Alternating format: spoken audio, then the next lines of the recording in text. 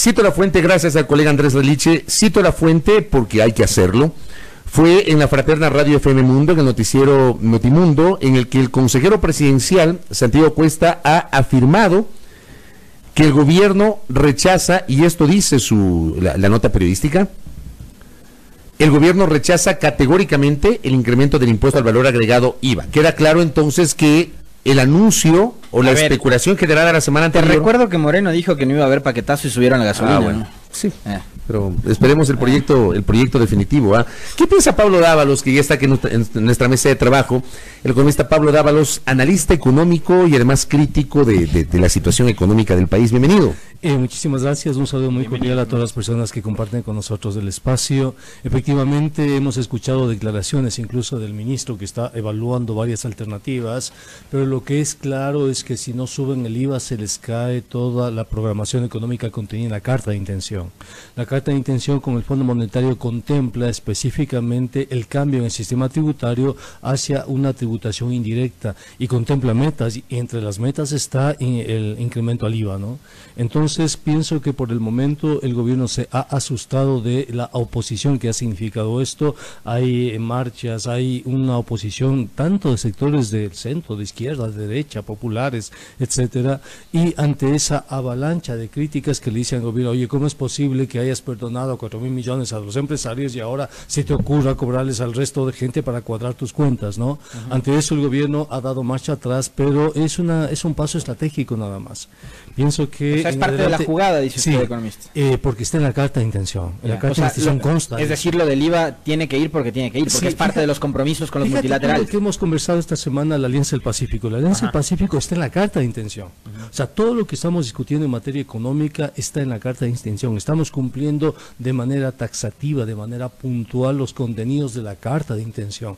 Y la Carta de Intención establece incrementos a la tributación indirecta, establece metas de cuántos serían esos incrementos de alrededor de 2.000 millones. El gobierno tiene que cumplir eso para que le den el siguiente desembolso. En esta coyuntura el gobierno ve que todavía hay muchos, si tú quieres, mucha oposición social. Entonces, ¿qué dice el gobierno? Bueno, como hay mucha oposición social, la vamos a sostener para después. Pero ¿hay esa mucha oposición social o no? Porque yo no logro ver todavía una efervescencia economista. O sea, veamos qué pasa hoy con la convocatoria del paro nacional, pero yo no veo una movilización ciudadana y un mayor fastidio con las políticas que se han venido adoptando. Es decir, antes, cuando se anunciaba el tratamiento de un proyecto de ley como el de herencia y plusvalía, estaban tomadas las calles de Quito, son ¿no? Diferentes formas. Pero hoy no pasa nada. Tú no necesitas ciudades incendiadas. Ahora hay diferentes formas. Tienes, por ejemplo, las mediciones de popularidad y credibilidad.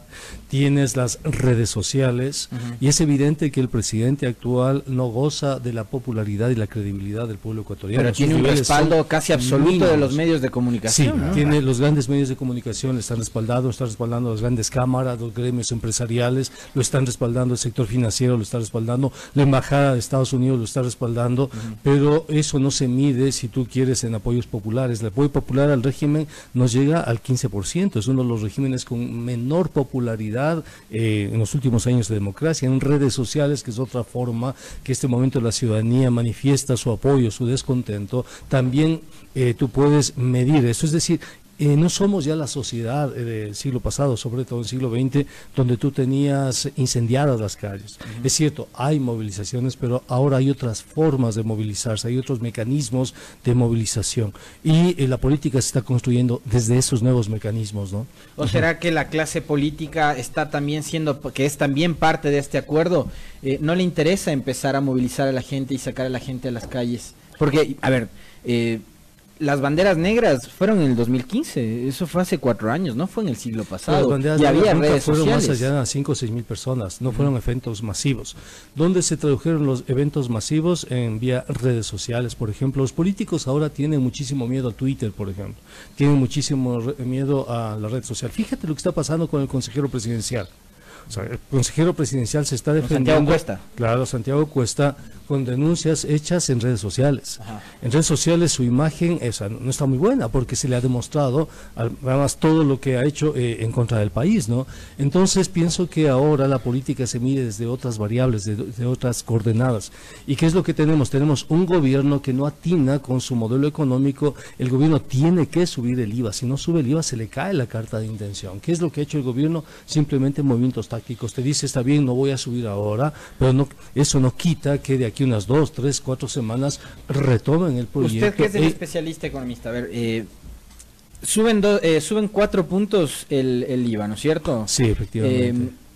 Pero con esos 4 puntos de incremento, que obviamente implica que va a incrementar también precios y demás, ¿se van a mantener los niveles de consumo o esos niveles de consumo van a bajar dramáticamente? Bajan inmediatamente, bajan y dramáticamente. ¿Y entonces cómo van a llegar a los niveles de recaudación que requieren? La economía, se vuelve mucho más cara la economía, recaudan un poco más, pero eso produce siempre recesión. ¿Por qué? Porque el motor de la economía está en el consumo, no está en la producción. El consumo es la parte fundamental del Producto Interno Bruto, etcétera. Entonces, el momento que tú golpeas el consumo, golpeas a toda la economía. Por eso nosotros hemos visto que la carta de intención le afecta gravemente a la economía, ¿no? Y hemos propuesto a la Corte Constitucional una acción pública de inconstitucionalidad de la Carta de Intención. ¿Por qué es inconstitucional desde su óptica la Carta de Intención? Porque cuando tú empiezas a revisar la Carta de Intención te das cuenta que la Carta de Intención no es compatible con el texto constitucional. Por ejemplo, la metodología de cálculo del déficit fiscal. La metodología de cálculo del déficit fiscal establece que instituciones como el Banco Central, instituciones como la Seguridad Social, los GATS, por ejemplo, mantienen cuentas separadas con respecto al sector público no financiero. El Fondo Monetario respeta esa condición de independencia de cuentas y hace una sola cuenta para calcular el déficit fiscal no petrolero, lo llama. Lo otro tiene que ver con la independencia del Banco Central, por ejemplo, la autonomía con respecto a algo que prohíbe la Constitución. Y hay una serie de inconstitucionalidades. Nosotros hemos detectado 16 grandes capítulos en donde hay inconstitucionalidades concretas, evidentes, taxativas de la Carta de Intención con respecto al ordenamiento jurídico. Por ejemplo, darle autonomía al Banco Central. Eso está prohibido en la Constitución. ¿Y cómo pretenden hacerlo entonces a través de una reforma legal? O sea, no puedes dar la autonomía si no cambias la Constitución. Por ejemplo, toda la reforma tributaria está prohibida en la Constitución. Por ejemplo, toda la disminución de la inversión pública está prohibida en la Constitución. Por ejemplo, la Carta de Intención se aprueba mediante una resolución del Comité de Deuda y Financiamiento. El Comité de Deuda y Financiamiento emite esa resolución indicando que los recursos de la Carta de Intención, los recursos del Fondo Monetario son para inversión, porque la Constitución solamente te aprueba endeudamiento externo si es para inversión, pero el Fondo Monetario nunca genera créditos para inversión, nunca. Los créditos del Fondo Monetario son de libre disponibilidad y para la balanza de pagos, pero la Constitución te prohíbe ese tipo de créditos. ¿Y en qué está utilizando ahora mismo el gobierno los recursos que está en utilizando? libre disponibilidad. Lo que pasa es que el Banco Mundial te presta para programas de inversión, para construir una carretera, etcétera, el Banco Mundial. Pero el Fondo Monetario te dice, ya, tienes problemas de balanza de pagos, toma el dinero.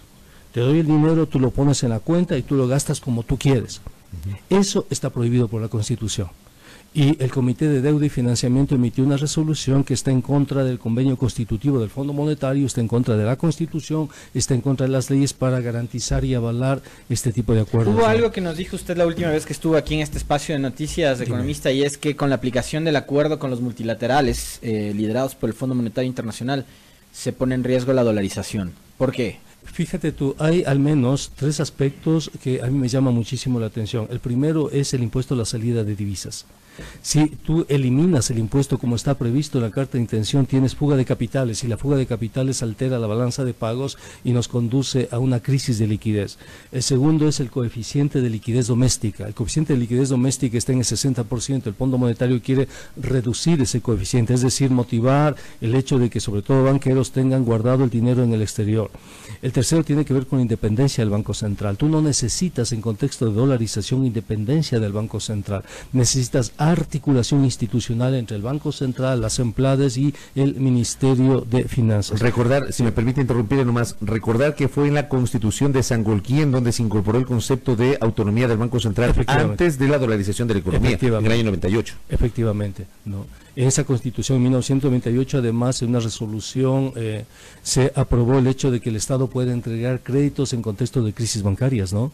Entonces esa Constitución hizo muchísimo daño al país, pero la Constitución de 2008 es muy taxativa con respecto a eso. Asimismo, se le prohíbe al Banco Central utilizar la liquidez interna que pueda tener para garantizar préstamos de liquidez, por ejemplo, al gobierno central en contexto donde existan crisis de liquidez.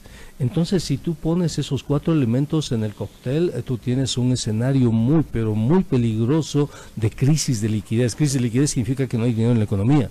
Y nosotros, al tener un esquema de dolarización, necesitamos tener mucho cuidado con la balanza de pagos, muchísimo cuidado con la cantidad de dólares. Hay que proteger la dolarización.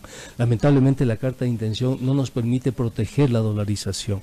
Eso ya pasó en Argentina. En Argentina tuvo un sistema económico muy parecido al nuestro en cuanto a la moneda. Tenía un sistema que se llama convertibilidad. Con la convertibilidad de Menem. En el año 2001, el Fondo Monetario le recomendó que haga exactamente lo mismo que hoy nos está recomendando. ¿Y qué es lo que pasó? Se acabó la convertibilidad. Otra cosa que me preocupa la carta de intención es lo que pasó en 1994. En 94, la carta de intención que se firmó en ese entonces, Dají la firmó, establecía la liberalización del mercado de capitales, sobre todo el mercado financiero, porque decían que la competencia en el mercado financiero iba a provocar la disminución de la tasa de interés. Eso provocó la burbuja financiera que explotó en 1999 y produjo la crisis de 1999. Esa misma recomendación consta en la nueva carta de intención, la liberalización del sector bancario financiero. Entonces, otra vez volver a repetir la historia de 1994, me parece que el Ecuador no se merece. ¿Se puede repetir esa historia del año 94 en dolarización? Es que eso está. En el 94 no estábamos dolarizados, estábamos sucretizados, teníamos autonomía financiera, autonomía monetaria, para hablar con más propiedad. Tú puedes estar dolarizado, pero que las burbujas se pueden formar, ¿no? Porque forman parte de juegos especulativos. Es decir, en vez de especular con sucres, ahora especulas con dólares nada más y tienes una ganancia mayor. En 1994 te dijeron a los bancos, especulen, señores. O sea, tengan... Cuando se flexibilizaron las normas y las pequeñas sociedades financieras se transformaron en bancos que no lograron capear el temporal, en el año 99 quebraron. Eso otra vez se repite en esta carta de intención. Se dice otra vez, liberalicen el sector financiero y otra vez jueguen, muchachos. Entonces, pero ahora van a jugar con dólares, pues. Entonces, esta carta de intención, cuando tú la lees, cuando tú la analizas, o sea, realmente te genera muchísima preocupación. Y lo menos que podemos hacer los ecuatorianos es defendernos de este instrumento, porque las cartas de intención del Fondo Monetario han conducido generalmente a crisis. Mira, acaba de circular un estudio académico de varias universidades del mundo, entre ellas de Canadá, del Reino Unido, de Estados Unidos, de Alemania, donde evalúan más de 135 países que han firmado cartas de intención con el Fondo Monetario Internacional durante 30 años. En este estudio académico no hay un solo caso de los 135 países que haya logrado superar la crisis. Un solo caso, es decir, es el 100% de fracaso, si tú quieres. Entonces, yo no entiendo cómo el Ecuador se puede convertir en una situación excepcional, ¿no?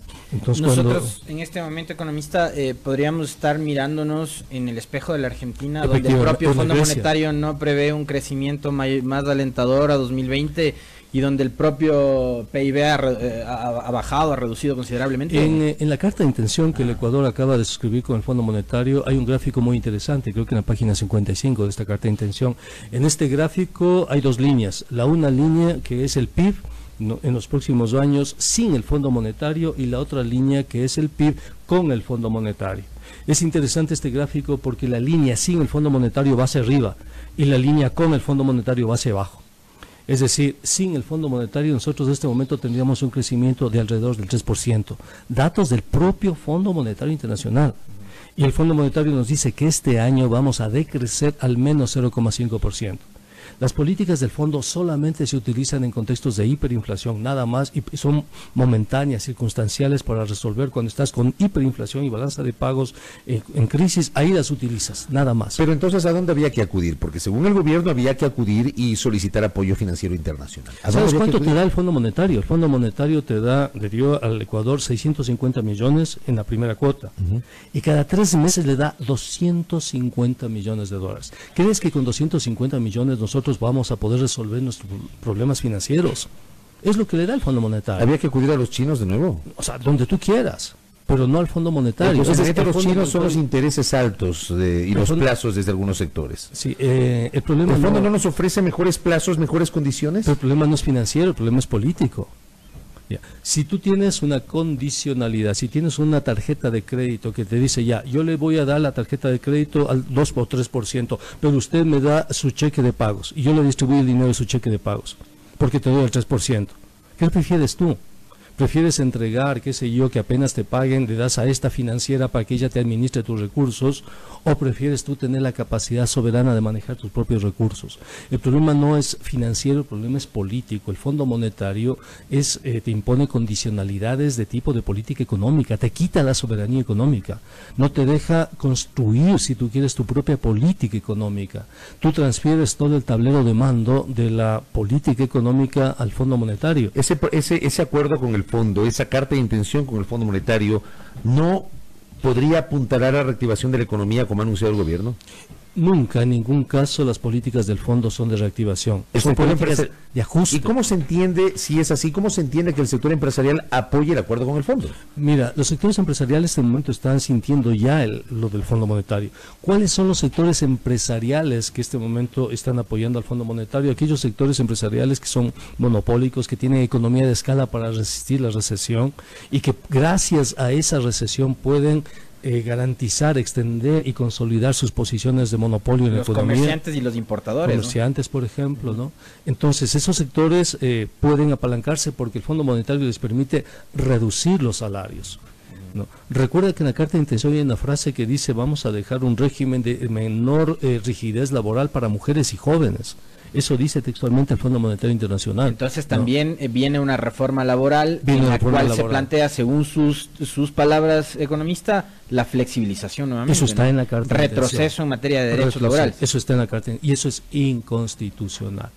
Eso no, está en contra de disposiciones constitucionales expresas. ¿Y ustedes han recibido alguna respuesta de los jueces de la Corte Constitucional? Nosotros hemos entregado esa demanda. Hace una semana entregamos esta demanda. Yo le he dicho a la ciudadanía que le puedo entregar la demanda. Es un documento de más de 140 páginas.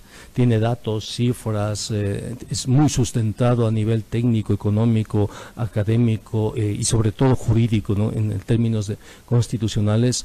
Les he dicho que en mi cuenta Twitter, que es Pablo Dávalos 63, me envían su correo electrónico y yo puedo entregarles a los ciudadanos el contenido de la demanda para que sea un producto, si tú quieres, de socialización y debate público para la sociedad ecuatoriana, ¿no? Igual te lo digo a ti, cuando quieras te lo puedo enviar para que tú lo tengas. Muchas gracias. Oiga, ¿usted cree que la Asamblea Nacional debería conocer y ratificar o negar el acuerdo con el Fondo Monetario? Por lo menos debatir, pues, con Tertulio. ¿Ah? Por lo menos debatir. Claro, porque de esto también hay una discusión. Hay quienes piensan que no se requiere el pronunciamiento de la Asamblea. Hay otros que dicen, al ser un acuerdo internacional, se requiere el aval de la Asamblea Nacional. Nosotros indicamos eso en la demanda de inconstitucionalidad, en la acción pública de inconstitucionalidad, si eso no es un tratado internacional. Si es un tratado internacional, la Asamblea tiene que conocerlo. Si no es un tratado internacional, entonces las condicionalidades no son, si tú quieres, constitucionales. Porque la condicionalidad que establece el Fondo Monetario en la Carta de Intención solo puede ser avalada si es un tratado internacional, si es reconocido, legitimado y, si tú quieres, autorizado por la Asamblea Nacional. Si la Asamblea Nacional no te autoriza eso, entonces la condicionalidad que el Fondo establece no corre. Te pongo un ejemplo. Para que veas cómo es la Carta de Intención. Hay un párrafo donde el Fondo Monetario dice: se prohíbe al Banco Central realizar operaciones contenidas en la Ley Orgánica de Financiera y Monetaria. Y yo me pregunto, ¿quiénes son ellos para prohibirle al Banco Central la aplicación que haga lo que la ley le permite hacer? O sea, ¿quiénes son ellos? ¿En base a qué atribución ellos le prohíben al Banco Central realizar lo que la ley le determina? Entonces tú vas al convenio constitutivo y revisas el convenio constitutivo y dices, ¿dónde está pues esa prohibición? ¿No? Y no consta en el convenio constitutivo, porque el convenio constitutivo dice se velará la estabilidad del crecimiento y sobre todo se fortalecerá la balanza de pagos y la estabilidad de los tipos de cambio a nivel mundial. En ninguna parte del convenio constitutivo dice. Vas a los tratados internacionales, ¿en qué parte? Sobre todo la Convención de Viena de los años 60, ¿en qué parte tú estableces que venga otra institución y te prohíba hacer algo que te permite la ley? Nos tratan de una manera totalmente peyorativa. Entonces, ¿qué hice yo? Revisé la Carta de Intención de Argentina para ver si en Argentina constaban las mismas prohibiciones que nos planteaban a nosotros. Y me sorprendo porque cuando reviso la Carta de Intención de Argentina, el Fondo Monetario es mucho más prudente con respecto a la Argentina que con respecto al Ecuador. Creo que en el caso del Ecuador se les pasó la mano. Creo que vieron un gobierno tan débil, que dijeron podemos hacer absolutamente lo que queramos. En la carta de intención que el Fondo Monetario firma con Argentina, nunca el Fondo Monetario le prohíbe a su Banco Central realizar operaciones monetarias financieras, nunca. Y a nosotros sí nos prohíbe. Entonces, son cosas absolutamente raras, ¿no? Hay un tema que a mí, de todo este diálogo sí me preocupa y me llama mucho la atención. Porque usted dijo en un tramo de la entrevista hoy, economista, esto además de ser un tema técnico y económico, es un tema político. Y por ejemplo, la vigencia del acuerdo con los multilaterales en la Argentina está de alguna manera también marcando el destino político de ese país e influyendo permanentemente en lo que podrían ser las próximas elecciones presidenciales. Es una nueva forma de intromisión también de la política en lo exterior hacia adentro, acá en nuestro país. O sea, no solo poniendo dinero a través de los créditos, sino también tratando de decirnos, ojo, tienen que tomar este camino y no retornar en el camino que estuvieron los 10 años anteriores. Hay otra frase, te respondo con otra frase de la carta de intención. Me la he leído que casi la tengo ahí más o menos. Otra frase que dice, nosotros vamos a realizar reformas, cambios legales en la primera mitad del 2019 y se aprobarán en la segunda mitad del 2019 para el 2020 y 2021. Es decir, para el Fondo Monetario las reformas legales que ellos van a proponer se dan ya por sentadas. El Fondo Monetario ni siquiera se le ocurre pensar que el sistema político le puede decir que no. Claro. Entonces, eso que yo planteo, con una asamblea como la que tenemos, en donde hay una clara atomización, más allá de que obviamente hubo un acuerdo, hay un compromiso ahí político, pero no hay ninguna certeza de que las reformas estructurales van a salir o van a ser aprobadas en la legislatura. Para el Fondo Monetario hay la absoluta certeza de que esas reformas van a ser aprobadas. ¿Usted tiene esa certeza? No, el Fondo Monetario lo dice. El Fondo Monetario establece en la condicionalidad. Verás, la Carta de Intención establece tiempos, establece metas, establece, si tú quieres, un cronograma, donde en ese cronograma están dadas una serie de cosas. En la Carta de Intención dice, en el primer semestre el Ecuador tiene que ingresar a la Alianza del Pacífico. ¿Y qué es lo que estamos conversando en estos días? Dime tú. Estamos ingresando en la Alianza del Pacífico. Después dice, para la segunda mitad se van a llevar adelante cambios legislativos que se van a aprobar. Para el Fondo Monetario esos cambios legislativos se van a aprobar. Y yo me imagino que habrá cosas que están por fuera del acuerdo que también son parte, como el tema de Assange, por ejemplo. Me imagino también. Desde luego. Me imagino. Entonces, ¿qué es lo que estamos en este momento debatiendo? Ya estamos debatiendo y el gobierno ya lo ha dicho, vamos a enviar un conjunto de reformas legislativas, no con el carácter de económico urgente. ¿Y qué va a hacer la Asamblea? Las va a aprobar, pues. Las va a aprobar las reformas del fondo. Entonces, para el Fondo Monetario, el sistema político no es ningún problema. Los partidos políticos no representan ningún problema. ¿Dónde está el problema? En las redes sociales, en las organizaciones sociales, en la capacidad de respuesta. Ahí está el problema. Y el Fondo Monetario lo pone en una matriz, además. Yo advierto que el trámite de las reformas estructurales que pide el fondo va a ser muy complejo en la Asamblea. No, el Fondo muy complejo. No, ¿quién tienes en la Asamblea que te va a decir no al Fondo Monetario? Ve, si esta ley de fomento productivo que se aprobó en agosto del año pasado tuvo el voto de Pachacutic. Claro, no es ningún problema para el Fondo Monetario. Entonces, ¿usted sigue ambiente entonces? ¿Usted se cree que van a aprobar? Hay por lo menos 30 votos que no van a avalar los únicos, el acuerdo, que es el bloque de la bancada de la Revolución Ciudadana, que son los llamados correístas. Sí, son los únicos que se van a decir que no. Ellos no, pero salvo ellos, yo no veo a ninguno de nosotros más. ¿Pero usted cree que Pachacutic también está cooptado por el gobierno? Espero que no esté cooptado, pero creo que no tienen idea, no tienen brújula política. Pero son parte del reparto, ¿no? Son parte de esta nueva mayoría, de esta coalición parlamentaria. Pero les veo a muchos asambleístas sin brújula política, definitivamente. definitivamente, ¿no? Aprobando cualquier cosa, aprobando realmente cualquier cosa, pero más allá de eso... es que no hay un debate ideológico, ahora en esta asamblea hay un debate del acomode nomás. Sí, en la carta de intención está la oposición, están los riesgos, ellos llaman riesgos. Ellos identifican 3 riesgos: 1, que caiga el precio del petróleo; 2, la sobrevaloración del dólar; y 3, la oposición política, social y política. Y frente a la oposición social y política, ellos recomiendan una estrategia de comunicación. Una estrategia de comunicación que pueda establecer, que pueda, si tú quieres, condensar un consenso político alrededor de la carta de intención. Y es eso lo que están haciendo los grandes medios de comunicación. Oiga, déjeme citar un mensaje que acabo de recibir y que, digamos, va en contraposición a la postura de Pablo Dávalos. Dice: es muy fácil estar del otro lado y ser el salvador económico, pero cite alternativas reales, no solamente desde la teoría. Esa doctrina, dice nuestro oyente, que es crítico de la postura de Pablo Dávalos, ha fracasado en toda América Latina, y la gente sabe que este ajuste es la única opción, que se necesita reactivación, dice. Y hablan de que hay un bloqueo sobre todo de los proyectos inmobiliarios. Es una persona vinculada al sector de la construcción la que me escribe este mensaje. ¿Qué opina usted sobre este mensaje? Quiero decir a todos los ciudadanos: ajuste significa contracción, es lo contrario de reactivación. Nosotros le propusimos al presidente Moreno en enero del año 2018 una estrategia de reactivación económica. Le propusimos, por ejemplo, disminuir el IVA, le propusimos generar apoyos para el sector de la construcción, le propusimos generar apoyos para el sector agrícola. Entonces, yo estoy criticando algo que está pasando. La carta de intención nos lleva a una crisis peor que la de Argentina. ¿Por qué? Porque no tenemos política monetaria. Si el ciudadano ecuatoriano considera que está bien a ir a una crisis, porque ese es el camino correcto, ¿qué se puede hacer ante eso?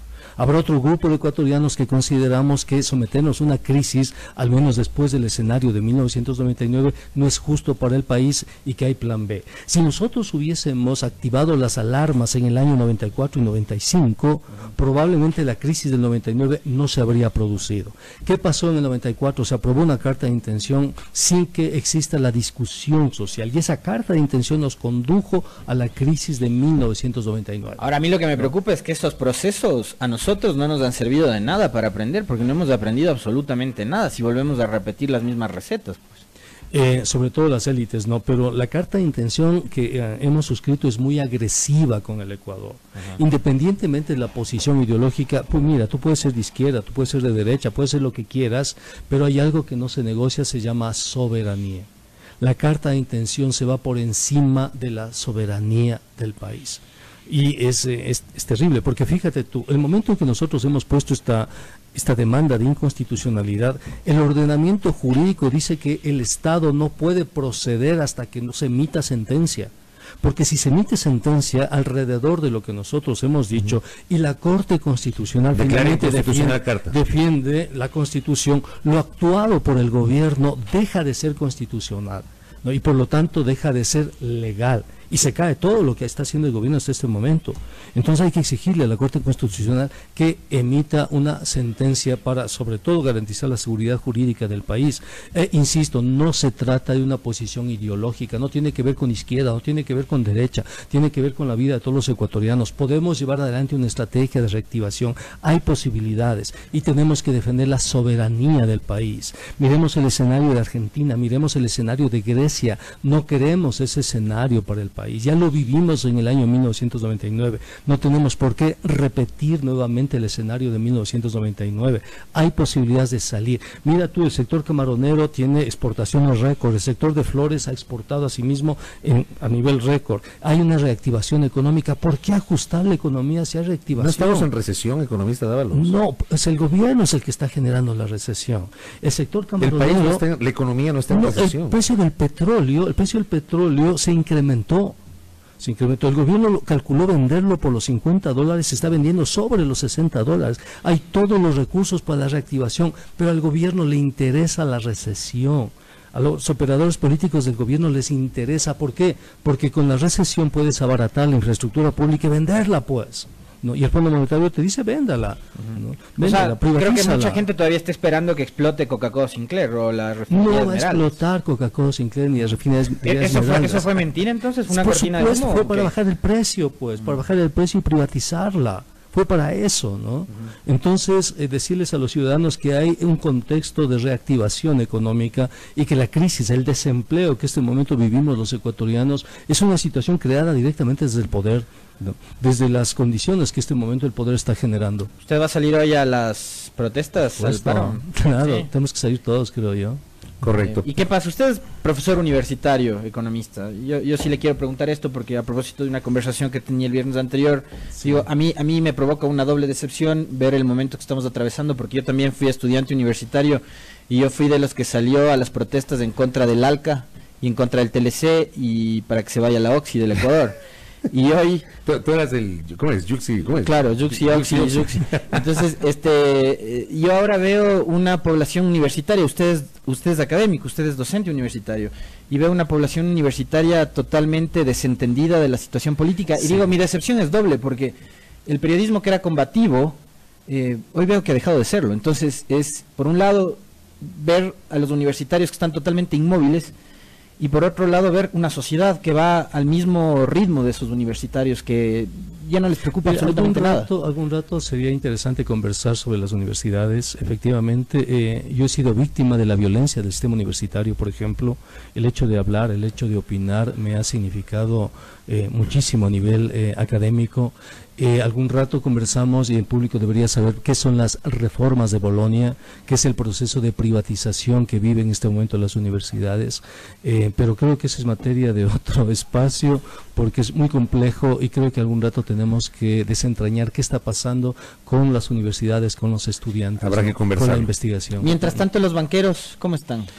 Cada vez más felices, más contentos. ¿Están ganando bien los banqueros? Siempre han ganado. ¿No están en dificultades? Mira, en 1999, cuando el país se hundía, los banqueros declararon utilidades. ¿Y ahí está pasando algo similar? Por supuesto, están ganando bien. Están con muchas expectativas de la privatización. Ajá. Están con muchas expectativas porque ellos pueden entrar a invertir ahí también, ¿no? Claro, está en juego una infraestructura valorada en más de 50.000 millones de Por ejemplo, el CNT o en el sector eléctrico. CNT, Banco del Pacífico, etcétera. Sector eléctrico también. Por supuesto, ¿no? Sector eléctrico. La infraestructura que se quiere privatizar tiene una valoración en este momento de alrededor de 50.000 millones de dólares. Pero ellos calculan que se puede vender a una décima parte de ese valor. ¿No? Entonces, para ellos es un negocio realmente importante y los banqueros están prestos a participar de ese negocio, ¿no? De esos temas habrá que seguir hablando. Economista, gracias por el tiempo. Muchas gracias. Muy amable. Interesante charla con Pablo Dávalos, analista económico crítico con la situación económica y fundamentalmente con el contenido del acuerdo con el Fondo Monetario Internacional, cuya inconstitucionalidad ha sido demandada por Pablo Dávalos ante la Corte Constitucional. 7 de la mañana, 39 minutos.